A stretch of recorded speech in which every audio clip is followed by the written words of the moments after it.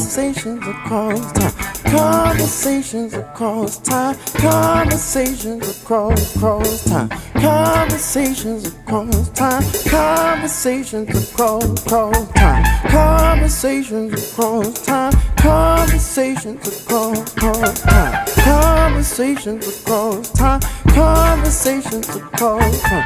Conversations across time. Conversations across time. Conversations across time. Across time. Conversations across time. Conversations across. Welcome to Conversations Across Time. You may recall that last week we were having a very interesting discussion about Social Security. And I want to introduce our guests who have agreed to return so that we could pick up this discussion again. Seated to my right is my dear friend and co-host, former Pennsylvania State Representative Babette Josephs. And I'm sorry, I'm going to apologize right now because I always slip and call you Babby while we're taping, and please forgive me. Seated next to Babby is fourth President of the United States, President James Madison. Evening. Seated next to President Madison is El Presidente, President Fidel Castro. Welcome. Good evening. Seated next to President Castro is the genius of Menlo Park, the man that's responsible for so much that's in our studio and so much technology that we have today, and that is Mr. Thomas Edison. Welcome, Mr. Edison. Thank you. Now, when we left last week, we were having a conversation, or actually we were having a rather heated debate with President Madison. President Madison is one of the founding fathers of the United States, person who introduced the 10th Amendment, and for those of you that do not know, the 10th Amendment generally stands for the principle that anything that's not particularly enumerated in the Constitution of the United States means that that power, in fact, is then given not to the federal government, but to state governments. And from that, a lot flows from that. For instance, President Madison is so eager to tell us that the federal government should be involved with the post office, the federal government should be involved with currency, the federal government should be involved with national defense. And it sounds almost as though President Madison thinks that the notions of the foundation of this country have to do with protecting the aristocracy. So I posed a question to him. I wanted him to think about it.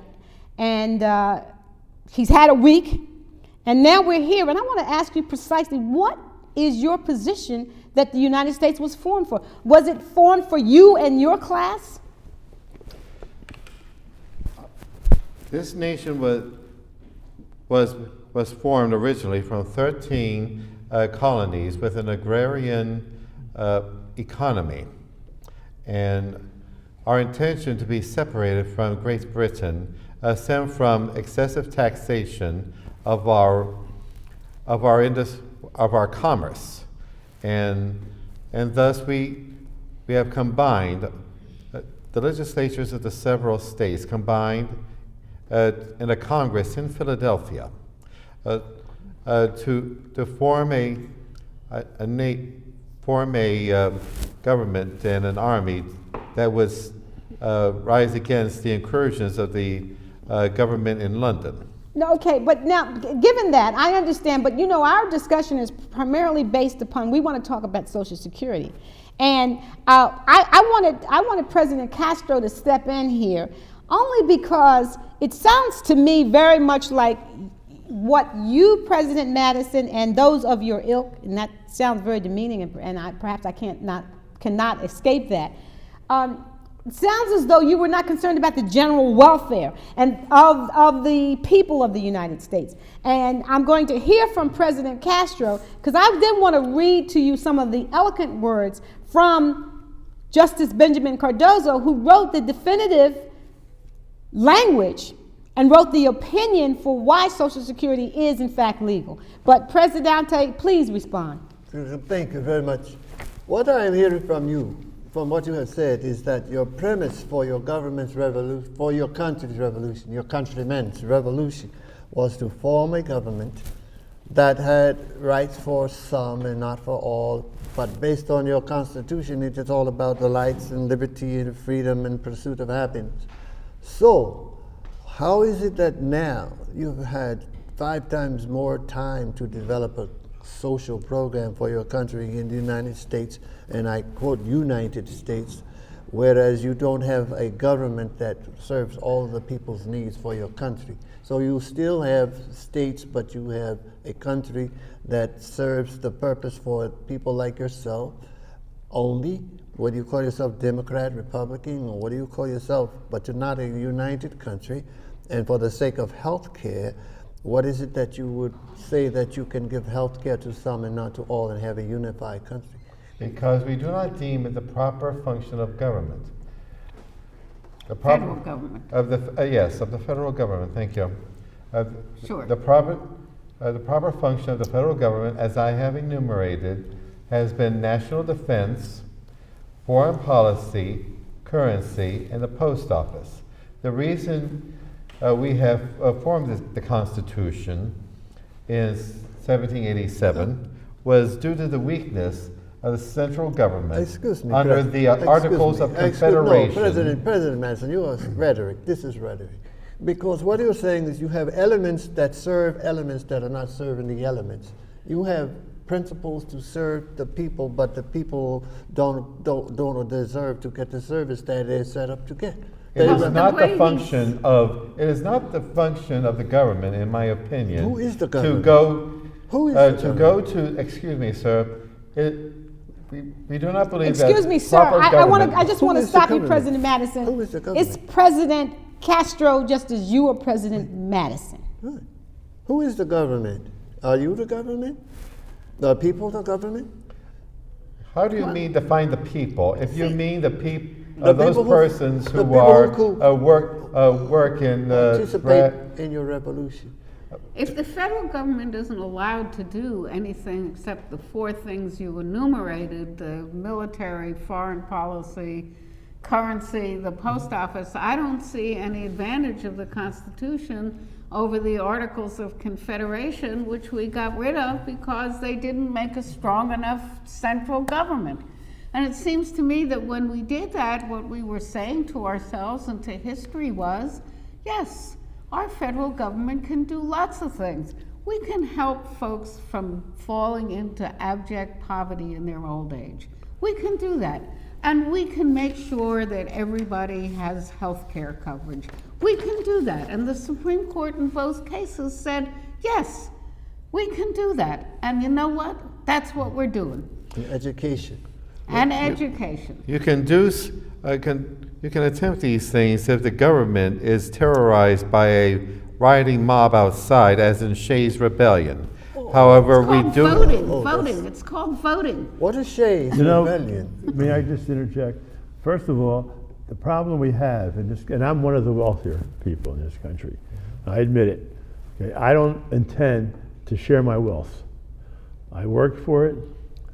Whatever I get, I got, and I'm keeping. It's your job as an American citizen to find your way. The people who work for me work for me. Now, I'm not suggesting that they're slaves. I don't mean that at all. But what I mean is that I'm not paying for their health care. I'm not paying for their Social Security. Those are things that you have to take care of yourselves. I want to ask you this question because it's particularly interesting to me that you, as a businessman, the model that happened when Social Security came into existence was that workers over 65 years old were discriminated against. I mean, you were not interested in hiring the mature worker. You wanted younger workers, and you went through that population, and then you wanted the next group of younger workers. So when you say it's up to you to take care of yourselves, the reality is, at 65 years old, people could not find employment.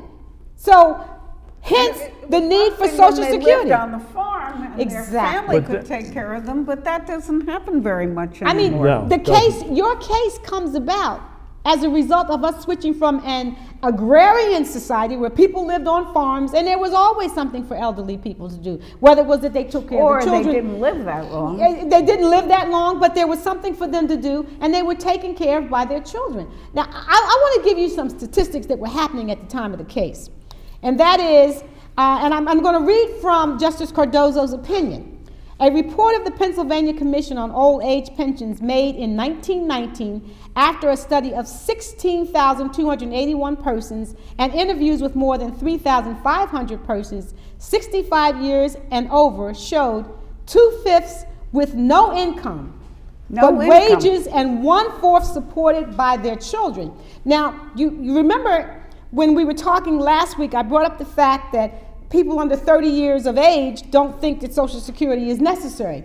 But here's what you get if you do away with Social Security. Because when Social Security came into being, those parents were supported by their children. So I want to say to all of you 30-year-olds and under who think that Social Security isn't important, great, because you're going to have your parents to take care of. And once you see that it hits you in the pocketbook, maybe you will understand why Social Security is necessary. But it has never been, the question has not been brought up whether Social Security is constitutional.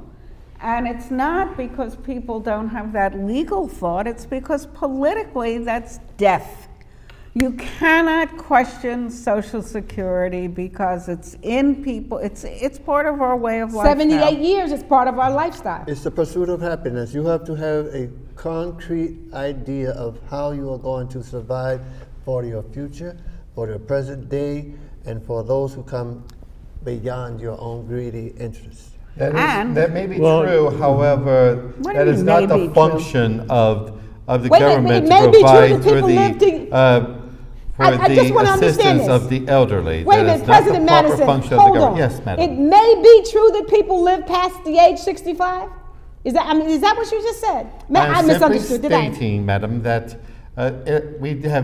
we who founded this country and in founding the Constitution did not put anything in the Constitution that would specify that the federal government had responsibility for the assistance of the elderly. That is unfortunate. Cardozo found something. So they should just die. Cardozo found something. It is unfortunate, but such is the nature of life in my era. It's the nature of small vision.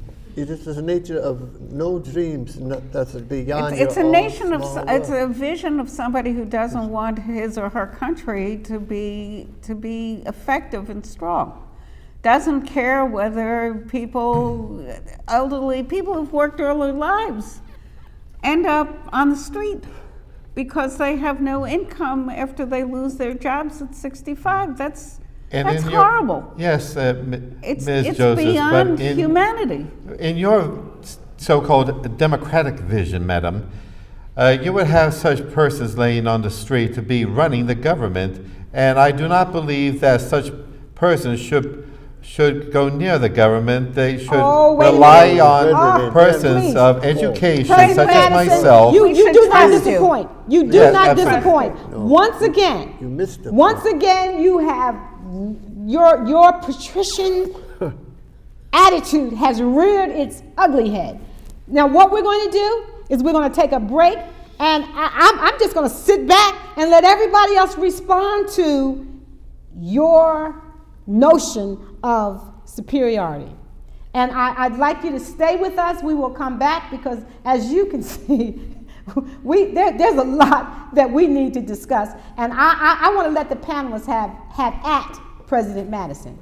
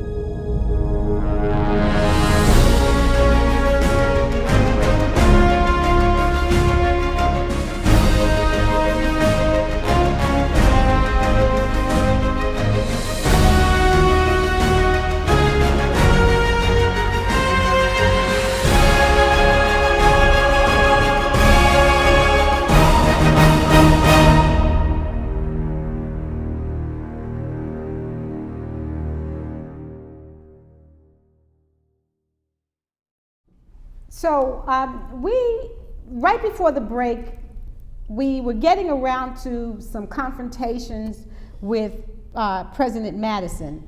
And I must admit that there seems to have been an epiphany that happened on the part of Mr. Edison, and I'd like him to explain that.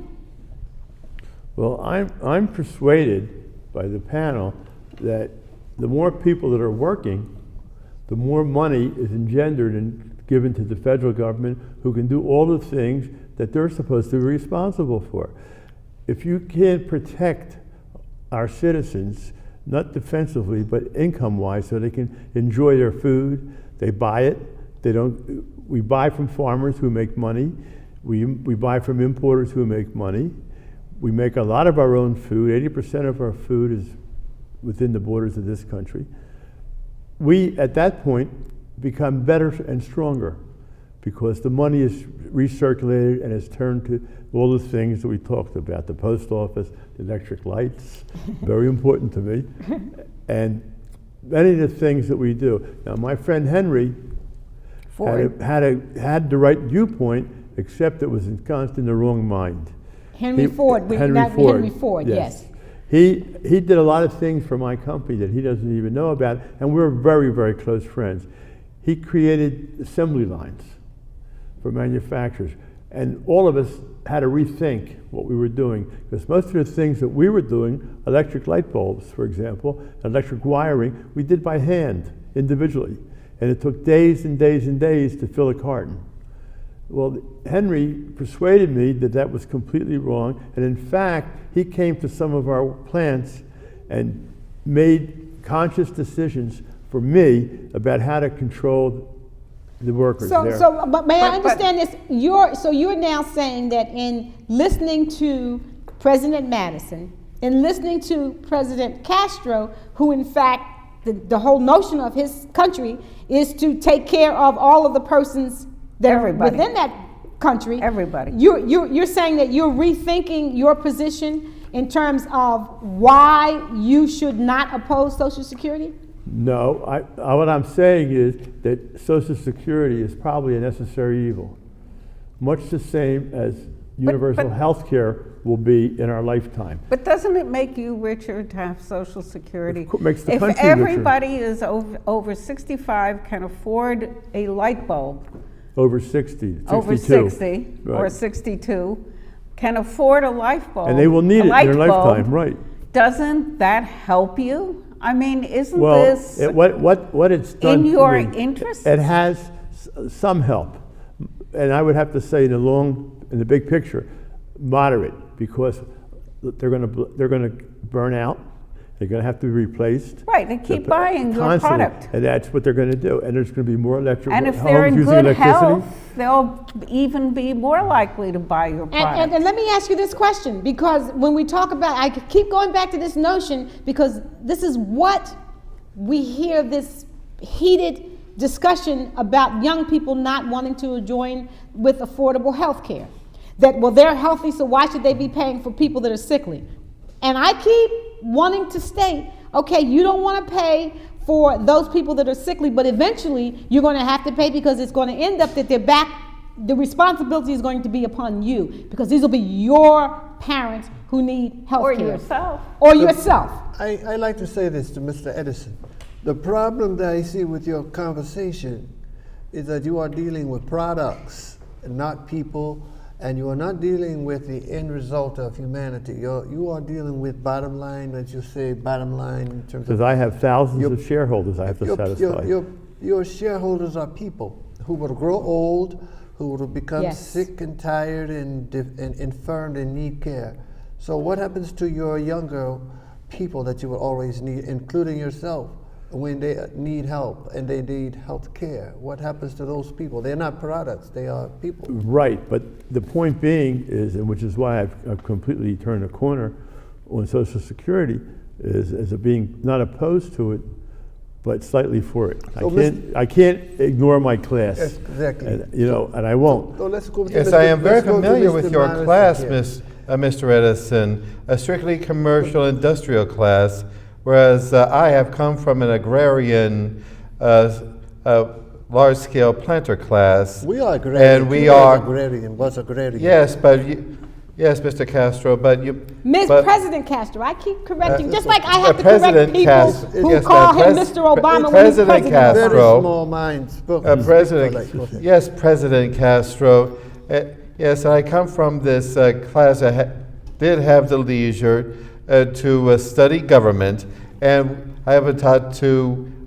I have been educated to learn the functions of government, whereas you, Mr. Edison, are primarily seeking profit, seeking the bottom line, and you don't care wait, you're anything not. about the You're functions not? of government. No, which president? Because I'm the president of Edison Electric. And I will tell you that that's not my feeling about this gentleman. My feeling is that when he came in, he overthrew somebody who actually was harmful to his people. And that's why the people supported him completely when he came in that New Year's Eve and took over the Grand Hotel. And overthrew And President overthrew- Batista. Yeah, and it's happening around the world exactly the same way. And It's happening- healthcare It's also, happening in and Syria, it's happening in Various Lebanon. kinds of social security is happening. And are people happening across yes, the world. And exactly. People are getting closer and closer to health care, Social Security, even little things like eye care. Well, in the Iran, last Republican president, we had expanded prescription drug medication across the board in a huge way, and they never forgave him the right wing. You probably but they would didn't never lower the forgive him. prices. He just made it easier for them to market. But those are the people who actually run the country. Yes. Are the pharmaceutical people. The pharmaceutical, big pharma, The military industrial combines. complex. They're the ones who govern And our the lives. oil and gas We think folks. we're free. I will tell you that we're not. And what our freedom is bought at a terrific price. Well, both one thing that monetarily will and help, human. one thing that I believe will help, the more government supports people so that they're not driven by penury, hardship, and suffering away from the public role, the better off we are. I mean, And one which of is the reasons I'm for health care and I would have been for Social Security, but it was a couple years before I was born, is it helps people confront the questions of the day because they're not sick and poor and on the street. Now, that is what President Castro managed to do in Cuba. But let me one point I'd like to make for you. What is Obamacare? Why is it referred to Obamacare as opposed to health care?